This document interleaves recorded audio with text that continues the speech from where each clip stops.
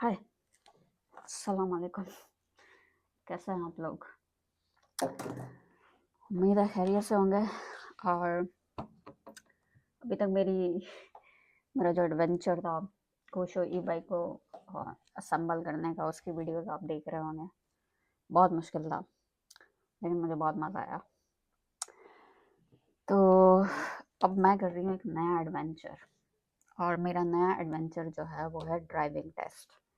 यहाँ पर driving test देना। तो मेरे पास स्कूटी का ड्राइविंग लाइसेंस है, जो कि मैंने पाकिस्तान में लिया था। और मैंने एक बार कार ड्राइविंग सीखी भी थी वहाँ पे। अगर आप कराची में हो ना, तो आपको एक ड्राइविंग स्कूल जो है वो हर जगह उसके पोस्टर्स नज़र आते हैं, हर जगह मिलता है आपको। वो था हसन मोटर ट्रेनिंग स्कूल। उनकी कोई एक ब्रांच थी जहाँ से मैंने ड्राइविंग टेस्ट जो है वो टेस्ट नहीं, ड्राइविंग लाइसेंस मैंने दिए थे। लेकिन मैंने ड्राइविंग लाइसेंस नहीं लिया पाकिस्तान में। तो वो अगर मैं ले लेती ड्राइविंग लाइसेंस पाकिस्तान में, और मैं इंटरनेशनल स्टैंप उसमें लगवा लेती, तो मैं यहाँ पर ड्राइव कर सकती हूँ कैलिफोर्निया में, कैलिफोर्निया सूबे में, स्टेट में। लेकिन मैंने ऐसा नहीं किया। उसकी बहुत सारी रीजंस थी। लेकिन अब मैं यहाँ पर हूँ, तो मेरे पास मोटर व्हीकल का ड्राइविंग लाइसेंस यानी स्कूटी का लाइसेंस है मेरे पास। लेकिन तो इसका मतलब मैं मोटरसाइकिल तो चला सकती हूँ, मैं जा सकती हूँ, लेकिन उसके ऊपर इंटरनेशनल इंडोर्समेंट नहीं है, ठप्पा नहीं लगा हुआ। तो मुझे नहीं लगता कि मैं उसको यूज़ कर सकती हूँ। खैर, मैंने जाके पता भी नहीं किया ऑनेस्टली, ईमानदारी की बात है। तो मैंने सोचा नया मुल्क, नया चैप्टर स्टार्ट करता है। और ये जो आप जगह देख रहे हैं, ये मेरा ऑफिस है। फ़लसफ़े डिपार्टमेंट में से हर जगह ऐसे ही हैं बेचारे। इतनी कोई फंडिंग नहीं है हमारे पास, हमारे ऑफिसेज़ इतने अच्छे नहीं दिखते। लेकिन कोई बात नहीं, होता रहता है दुनिया। तो मैंने सोचा नया मुल्क है, तो नए सिरे से तैयारी करते हैं। तो अभी जो हूँ मैं, हमारा अब यहाँ पे 2 स्टेजेस होता है ड्राइविंग के। अगर आप नए सिरे से स्टार्ट कर रहे हैं, बिल्कुल ज़ीरो से स्टार्ट कर रहे हैं, तो पहला ये होता है कि आपको लर्निंग परमिट लेना पड़ता है, जो हमारे यहाँ लर्निंग लाइसेंस कहलाता है, वो आपको लेना पड़ता है। और उसके लिए आपको सिर्फ एक रिटन टेस्ट पास करना पड़ता है। पाकिस्तान में कराची में भी ऐसा ही, आपको एक रिटन टेस्ट पास करना पड़ता है, जिसमें आपका 80% स्कोर होना चाहिए। 80% स्कोर से मुराद है, अगर 10 सवाल हैं तो आपके 8 सवाल सही होने चाहिए। इस तरह की परसेंटेज बनती है।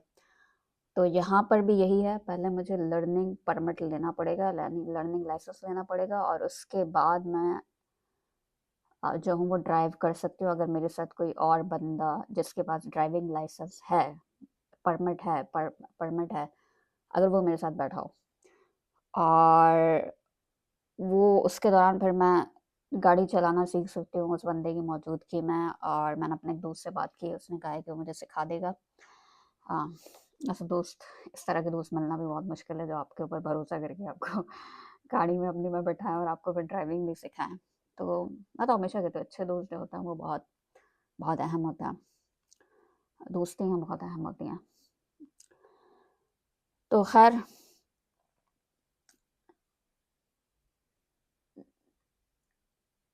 हाँ, तो मुझे लर्निंग लाइसेंस लेना पड़ेगा पहले, और उसके लिए मैंने अपना टेस्ट जो है वो शेड्यूल किया। नहीं, मैंने अपना टेस्ट जो है वो 18 जून के लिए, यहाँ पर सब कुछ ऑनलाइन होता है, तो मैं यहाँ का department of motor vehicle DMV की वेबसाइट पे गई, और मैंने अपना जो है वो टेस्ट शेड्यूल किया। और वो मेरा जो है वो 18 जून को है, जहाँ 18 जून को वेडनेसडे को। और आज जो है वो अ, आज जो है वो है इतवार, संडे, और आज 15 जून है। तो 2 दिन बाद मेरा टेस्ट है। तो मैंने कल परसों से तैयारी स्टार्ट करना शुरू किया, तो मैंने सोचा आपको भी इसका पार्ट बनाया जाए। बहुत नर्वस हूँ। नर्वस होने की, एक तो मुझे लगता है कि अमेरिका में आते ही, किसी और मुल्क में जाते हैं तो नर्वसनेस आपके साथ जाती है, स्पेशली अगर आप पाकिस्तान या so cold third world country से आ रहा है। तो नर्वसनेस जैसे आपके ब्लड का हिस्सा होती है, आपके खून का हिस्सा बन जाती है।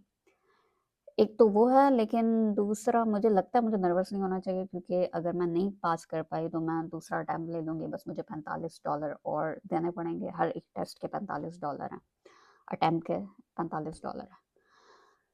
तो कुछ नहीं होता। एक तो हमारे यहाँ पाकिस्तान में रहते हुए वो जो एक डर होता है ना कि आप फेल हो जाओगे, और अगर आप फेल हो जाओगे तो आपकी ज़िंदगी जो है वो ख़त्म हो जाएगी।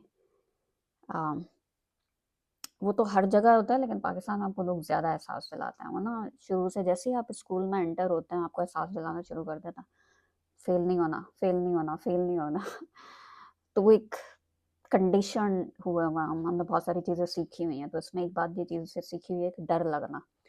तो मुझे तो ऐसा लग रहा है वो कंडीशन लर्निंग कंडीशन्ड लर्निंग है ना, वो किक इन कर रही है कि नहीं भाई मैं फेल हो गई तो कोई बात नहीं यार, फेल हो गए तो क्या हो गया, अ, दोबारा ट्राई कर लेंगे, दोबारा कोशिश कर लेंगे। जब तक ज़िंदगी है तब तक मौके हैं, सही है। हाँ, तो मुझे लग रहा है वो मैं जो नेचुरली और सोशली मुझे जो कंडीशन किया हुआ है ना कि फेल हो गए तो ये हो जाएगा, फेल हो गए तो ये हो जाएगा, वो किक इन कर रहा है मेरे अंदर। तो मुझे रैशनली लॉजिकली तो नहीं होना चाहिए, लेकिन दिल और दिमाग के दरमियान हमेशा एक फ़ासला होता है, और वो फ़ासला मुझे महसूस हो रहा है कि टेक्निकली मुझे डर नहीं लगना चाहिए, डर लगने वाली कोई बात है नहीं, मैं दूसरी बार टेस्ट दे दूँगी, लेकिन मुझे डर लग रहा है।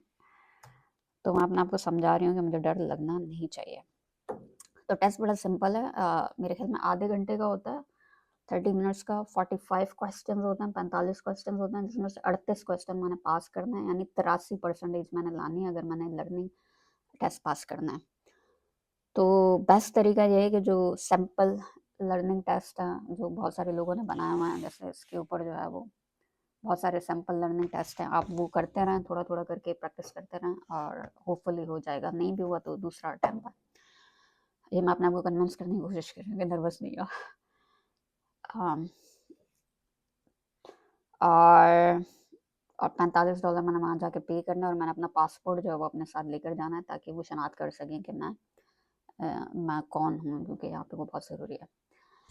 तो लेकिन मैं एक बात आपसे शेयर करना चाह रही हूँ कि जब मैं पाकिस्तान में थी तो मेरी ना हमेशा एक ख्वाहिश थी, अम, कि मैं जो अपने ऑर्गन्स जो हैं वो डोनेट करूँ, यानी मेरे जिस्म के जितने भी अज़ा हैं मैं उनको डोनेट करूँ।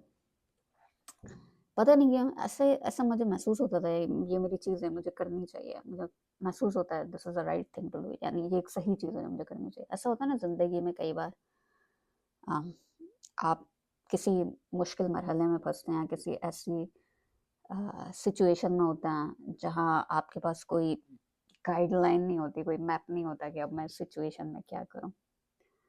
तब आपकी गट फीलिंग, यानी आपको पता होता है कि आपको क्या करना है। तो मुझे भी ना इस तरह की फीलिंग्स आती है, जैसे मैंने सुना कि आप अपने अज़ा जो हैं वो ऑर्गन्स जो हैं वो डोनेट कर सकते हैं।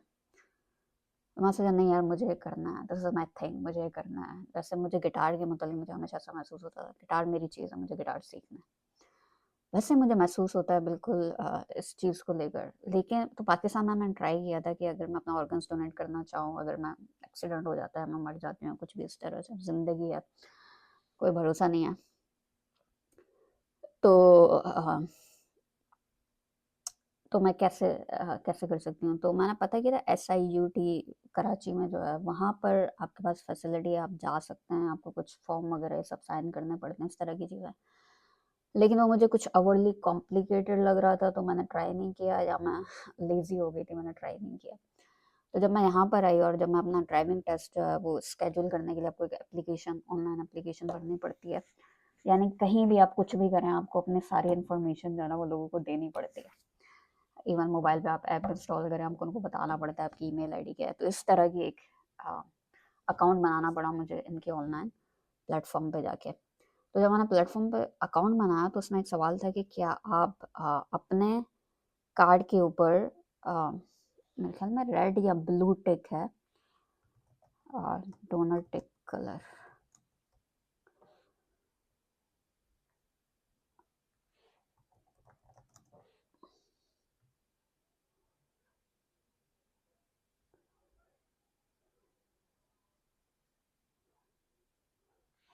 मेरे ख्याल में रेड या ब्लू टिक है जो कि आपके ड्राइविंग लाइसेंस के ऊपर लग जाती है। एक गोल सर्कल बना होता है कलर्ड। उसका मतलब ये होता है कि आप ऑर्गन डोनर हैं या नहीं हैं। तो मैंने सोचा ये मेरा मौका है मौका है और ऑर्गन डोनर बनने का, और मैंने उसको टिक कर दिया। तो अब मैं जो हूँ वो एक ऑर्गन डोनर हूँ। यानी इसका मतलब ये है कि अगर मेरे साथ कोई हादसा हो जाता है या मैं वैसे भी आ, मर जाती हूँ, लाइक डेथ, मौत तो है एक हकीकत, अभी तक तो मुस्तकबिल का पता नहीं। तो मैं अपने मेरे ऑर्गन्स जो हैं वो डोनेट किए जा सकता है, और ये फ़ैसला जो है सिर्फ़ और सिर्फ़ मेरा है, इसमें मेरी फ़ैमिली का कोई दखल नहीं है। और जो मुझे बात बहुत अच्छी लगी, तो मुझे ऐसा महसूस हुआ जैसे जैसे होता है ना एम्पावर्ड, यानी मेरे अंदर पावर है, यानी मैं ये फ़ैसले कर सकती हूँ, ये मेरी ज़िंदगी है, यानी अ, ये चीज़ें जो है वो मेरे कंट्रोल में है, मैं इन चीज़ों को कर सकती हूँ। तो वो एक बहुत अच्छी फीलिंग आती है मुझे, तो जब मुझे ऐसा महसूस होता है कि I am in control, like there are something, कुछ चीज़ें हैं जिनको मैं बदल सकती हूँ, जिनको मैं बदल सकती हूँ और जो मेरे इख्तियार में हैं। वो जो मुझे महसूस होती है ना खुशी, बहुत ही अमेज़िंग है। एक लड़की होने के नाते पाकिस्तान में रहते हुए बहुत कम मौक़े होते थे जब मुझे एहसास होता था कि कुछ चीज़ें हैं जो मेरे इख्तियार में हैं। तो वो जो आज़ादी है ना, आज़ादी का एहसास वो एक नशे की तरह है। तो मुझे यहाँ पे महसूस हो रहा है वो। तो मुझे वो महसूस हुआ था, और जब मैंने टिक किया था कि मैं एक ऑर्गन डोनर बन सकती हूँ, मैं बहुत ही दिली खुशी हुई थी, बहुत ही ज़्यादा दिली खुशी। हाँ, तो ख़ैर मैंने ड्राइविंग लाइसेंस वाली एप्लीकेशन फ़िल कर ली है। मुझे उसकी वीडियो बनानी चाहिए थी, लेकिन मुझे ध्यान नहीं रहा, कोई बात नहीं। और मेरे पास सॉरी टू से इतना टाइम भी नहीं है कि मैं उसको दोबारा करूँ। ज़िंदगी बहुत ही बहुत ही बहुत ही बहुत ही मसरूफ़ जा रही है। तो अब जो है वो ये मैं एक सैंपल टेस्ट कर रही हूँ, और मैं देख रही हूँ कि किस-किस तरह के कॉन्सेप्ट्स हैं जो आपको पता होने चाहिए जब आप कैलिफ़ोर्निया स्टेट के अंदर ड्राइविंग कर रहे हैं। और जब मैंने इसको स्टार्ट किया तो ऐसा लगता था कि एक अलग ही दुनिया अनलॉक हो गई है। जैसे आप मोबाइल गेम खेल रहे होते हैं ना, एक लेवल के बाद दूसरा लेवल आता है, और जब आप दूसरे लेवल में जाते हो तो बहुत सारी चीज़ें अनलॉक हो जाती हैं। अ, बिल्कुल वैसे ही महसूस हुआ कि यार ये ड्राइविंग टेस्ट की तैयारी ने मेरी जो ना एक ज़िंदगी में एक नया लेवल अनलॉक कर लिया है। और यहाँ पे बहुत सारी ऐसी चीज़ें जो मुझे नहीं पता। और सबसे बड़ा मसला ये है कि अगर आप अमेरिका में किसी से पूछें कि भाई ड्राइविंग लाइसेंस टेस्ट कैसा होता है, तो उनको बहुत आसान लगता है, क्योंकि वो ऑलरेडी इस लेवल को जानते हैं। यानी ये वो ये इस गेम का ये लेवल जो है, ट्रैफिक लेवल, वो खेल रहे हैं बचपन से, तो उनको पता है। आपका एहसास नहीं होता, लेकिन अगर आप जिस कल्चर में रहते हो उसकी बहुत सारी चीज़ें आपको खुद ब खुद आ जाती हैं ऑटोमेटिकली। तो उनको यही नहीं समझ आता कि मुझे क्या चीज़ नहीं समझ आ रही है। जैसे वो वर्ड इस्तेमाल करते हैं कर्ब, मैं भैया what the hell is the curb? Curb क्या होता है? मुझे तो पता ही नहीं है। एक तो मुझे अंग्रेज़ी ज़बान का मसला, और ऊपर से मैं अमेरिकन कल्चर का पार्ट भी नहीं, और मैंने ज़िंदगी में कभी कर्ब वर्ड जो है वो सुना भी नहीं है, टू बी ऑनेस्ट। तो कर्ब क्या होता है? तो यहाँ आके पता चला जी कर्ब कुछ भी नहीं होता है। कर्ब जो होता है वो एक बाउंड्री होती है, अ, जो कि रोड को बाकी चीज़ों से अलग करती है। तो ये बाउंड्री हो भी सकती है, और हो सकता है कि मतलब छोटे-छोटे ब्लॉक लगे हुए हों ग्रे कलर के, किसी भी कलर के, तो वो बाउंड्री होती है। और हो सकता है वो बाउंड्री ना भी हो, सिर्फ़ यहाँ पर घास हो, और इसका मतलब कुछ भी चीज़ जो रोड को अलग करे सराउंडिंग से, आस-पास के एरिया से, उसको कर्ब कहते हैं। मैं बोला वाह भाई! ये भी एक चीज़ होती है। अच्छा, उसके बाद मुझे पता चला कि इस कर्व के ऊपर भी लोगों ने कलर्स किए होते हैं। तो डिफरेंट तरह का कलर कर्व के ऊपर अगर किया होगा तो उसके अलग मायने हैं। जैसे बिल्कुल अगर आप रोड पर जा रहे होते हैं तो कलर्स की जो है ना बड़ी अहमियत है। अगर आप ट्रैफिक लॉज़ के अंदर colours are, I feel like अगर कलर्स नहीं होता है ना ज़िंदगी में, तो पता नहीं हमारी ज़िंदगी कैसी होती। तो ये जो रंग है ना, इनकी बहुत अहमियत है ट्रैफिक लॉज़ के अंदर। तो इन्होंने इस रोड की साइड को, इस बाउंड्री लाइन को भी डिफरेंट मुख्तलिफ़ किस्म के कलर्स किए होते हैं, और उन डिफरेंट मुख्तलिफ़ किस्म के कलर्स का, रंगों का मुख्तलिफ सिग्नल होते हैं वो एक तरह से, जो आपको पता होने चाहिए। यानी अगर मुझे मुझे क मेरे पास कोई मेटाफर हो ट्रैफिक को एक्सप्लेन करने के लिए, तो I would say like it's a sign language. ये एक साइन लैंग्वेज है जो आपको सीखनी पड़ती है। और जब से मैंने गिटार सीखना शुरू किया, मुझे ऐसा लग रहा है कि ना सिर्फ ज़िंदगी के अंदर जितनी भी चीज़ें हैं, वो एक गेम के लेवल की तरह हैं, जहाँ नई-नई चीज़ें अनलॉक होती हैं, बल्कि हर एक चीज़ की मुख्तलिफ़ किस्म की ज़बान है, डिफरेंट लैंग्वेज है, जो आपको सीखनी पड़ती है, जो आपको आनी चाहिए। और ट्रैफ़िक सिग्नल्स की भी एक ज़बान है जो आपको आनी चाहिए, और ज़बान में रंगों का जो है वो बहुत, बहुत बड़ा किरदार है। यानी आपको पता होना चाहिए कि मुख्तलिफ़ रंगों के क्या मतलब होते हैं। जैसे आप गाना सीख रहे हैं, गिटार सीख रहे हैं और आप कोई ट्यून सुनते हैं, तो आपके कान को पता होना चाहिए कि मैं कौन-सा सुर जो है वो सुन रही हूँ। तो सा रे गा मा पा धा नी सा, और इस तरह के, यानी आपको पता होना चाहिए कि कौन-सा वर्ड जो है वो आप सुन रहे हैं, और आपके यानी आप वहाँ पर लफ्ज़ों को मौसीकी के अंदर जो है वो तब्दील कर रहे होते हैं, फिर आपको पता होना चाहिए कि मौसीकी का क्या मतलब है। जैसे आप इंग्लिश ज़बान इस्तेमाल कर रहे हैं और आपको ट्रांसलेट करना है उर्दू में, तो आपको पता होना चाहिए कि अ, इस अंग्रेज़ी वर्ड के उर्दू में क्या मायने होते हैं। बिल्कुल ऐसे ही कि अगर आप मौसीकी को मौसीकी को किसी भी गाने को मौसीकी में ट्रांसलेट कर रहे हैं, गिटार की लैंग्वेज में, म्यूज़िक की लैंग्वेज में ट्रांसलेट कर रहे हैं, तो आपको पता होना चाहिए कि इस वाले लफ्ज़ का इस ज़बान में इस ज़बान में कैसे बोलेंगे इसको।